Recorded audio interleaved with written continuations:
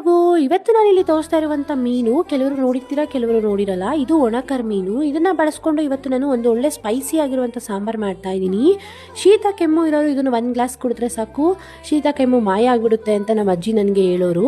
ಅದಕ್ಕೋಸ್ಕರ ನನಗೂ ಸ್ವಲ್ಪ ಶೀತ ಆಗಿರೋದ್ರಿಂದ ಇದನ್ನು ಮಾಡಿಕೊಂಡು ಕುಡಿಯೋಣ ಅಂತ ಮಾಡ್ತಾ ಇದ್ದೀನಿ. ಮೊದಲಿಗೆ ನಾನಿಲ್ಲಿ ಕರ್ಮೀನ ಒಂದು ಬಾಣಲಿಲಿ ಒಂದು 10 ಮಿನಿಟ್ ಈ ಥರ ರೋಸ್ಟ್ ಮಾಡ್ಕೊಬೇಕು. ನಂತರ ಅದ್ರ ತಲೆ ಎಲ್ಲ ಈ ಥರ ಸಪ್ರೇಟ್ ಮಾಡ್ಕೊಳ್ಬೇಕು, ಯಾಕಂದರೆ ತಲೆಯಲ್ಲಿ ಸ್ವಲ್ಪ ಮಣ್ಣಿನಂಶ ಇರುತ್ತೆ. ತಲೆ ಈ ಥರ ಸಪ್ರೇಟ್ ಮಾಡಿಕೊಂಡು ಬೇರೆ ಬಾಡಿ ತೊಗೊಬೇಕು. ಈ ಥರ ಸಪ್ರೇಟ್ ಮಾಡಿರುವಂಥ ಮೀನಿನ ಬಾಡಿನ ನೀರಲ್ಲಿ ಹಾಕ್ಕೊಂಡು ಚೆನ್ನಾಗಿ ವಾಶ್ ಮಾಡ್ಕೊಬೇಕು. 4 to 5 ಟೈಮ್ಸ್ ವಾಶ್ ಮಾಡ್ಕೊಬೇಕು. ಈ ಥರ ತುಂಬ ಗಲೀಜಿರುತ್ತೆ. ನಂತರ ಇದಕ್ಕೆ ನಾನು ಹಸೆಕಾಳನ್ನ ಬಳಸ್ತಾ ಇದ್ದೀನಿ. ಹಸೆಕಾಳು ಹಾಕೋದ್ರಿಂದ ತುಂಬ ಚೆನ್ನಾಗಿರುತ್ತೆ. ಇಲ್ಲ ಅಂದರೆ ನೀವು ಕಡಲೆಕಾಳನ್ನು ಕೂಡ ಬಳಸ್ಕೊಬೋದು. ಹಸೆಕಾಳು, ನೀರು, ಉಪ್ಪು, ಆಲೂಗಡ್ಡೆ, ಬದನೆಕಾಯಿನ ಹಾಕ್ಕೊಂಡು ಒಂದು ಅರ್ಧ ಬೇಯೋಕ್ಕೆ ಇಟ್ಟಿರಿ ಒಲೆ ಮೇಲೆ.